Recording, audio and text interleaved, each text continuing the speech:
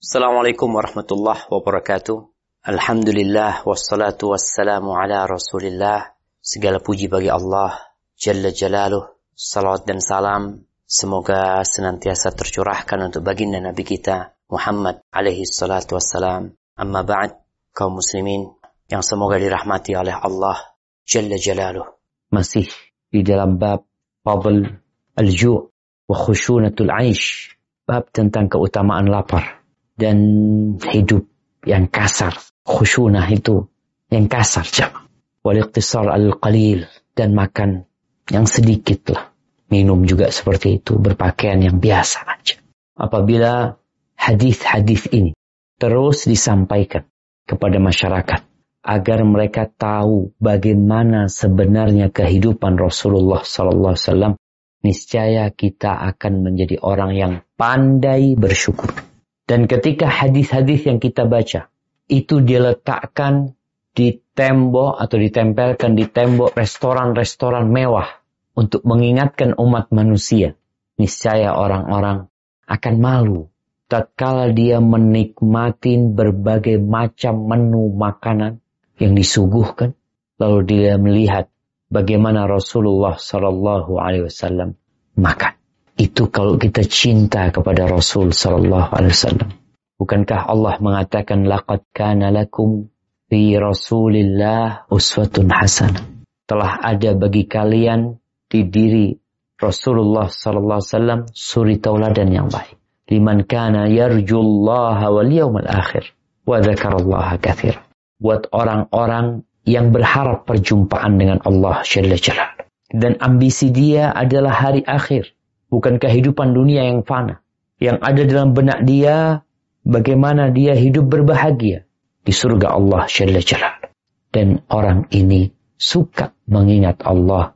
Kita akan melanjutkan pembacaan hadis-hadis ini. Dan terus terang, kalau kita membaca sambil merenungkan kehidupan kita sekarang, maka kita akan merasa, kok kayaknya ini belum benar gaya hidup. Karena manusia berpindah dari kebutuhan hidup kepada gaya hidup. وعن أبي سعيد المقبوري عن أبي هريرة رضي الله عنه أنه مر بقوم بين أيديهم شاة مصرية فدعوه فأبى أن يأكله وقال خرج رسول الله صلى الله عليه وسلم من الدنيا ولم يشبع من خبز الشعير رواه البخاري.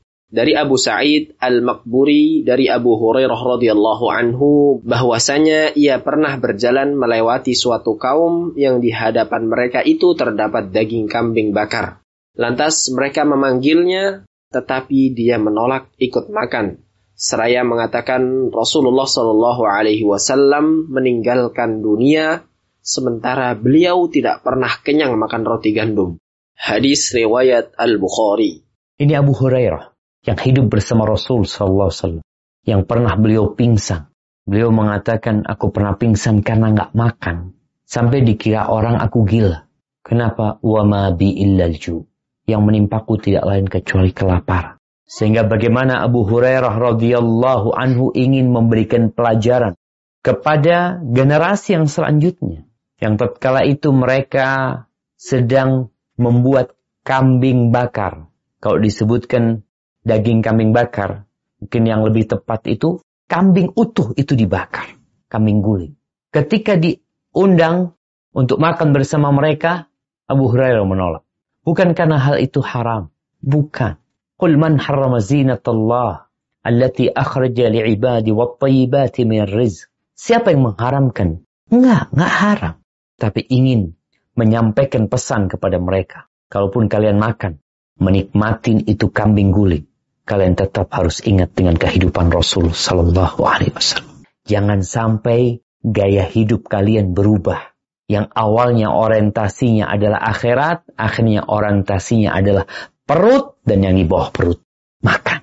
Sebagaimana kita sampaikan pada pertemuan sebelumnya, ada orang yang menghabiskan waktunya untuk menempuh perjalanan panjang, bukan untuk hadir kajian, tapi hanya untuk kuliner.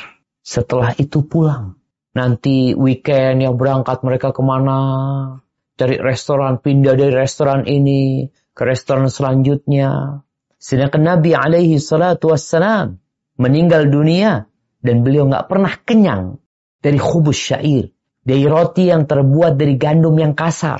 Di hadis selanjutnya kita akan melihat lagi bagaimana para sahabat memberikan pelajaran kepada generasi selanjutnya tentang hidup Nabi alaihi salatu wassalam. Karena memang sudah terjadi perubahan. Secara ekonomi, umat Islam sudah jauh lebih baik dibanding di masa Nabi alaihi salatu wassalam. Apalagi tatkala negeri-negeri itu aman, sehingga pergerakan ekonomi itu bisa berputar dengan cepat. Belum lagi Islam menyebarkan kedamaian di Mesir, sampai ke Irak, sampai ke Iran, sampai ke Afghanistan, sampai ke Kabul. Di Kabul itu interaksi pertama para sahabat dengan beras, dengan nasi yang kita makan sekarang. Yang sebelumnya nggak akan ketemu kita Nabi SAW makan nasi. Nggak akan. Sahabat makan nasi kecuali tatkala Kabul ditaklukkan waktu itu. Jamaah rahimakumullah, itu yang bisa kita kaji. Semoga ilmu yang kita kaji hari ini berguna buat kita dan bisa kita amalkan dalam kehidupan kita. Dan semoga Allah menerima amalan kita. Sampai berjumpa kembali. Barakallahu fiik. Wassalamualaikum warahmatullahi wabarakatuh.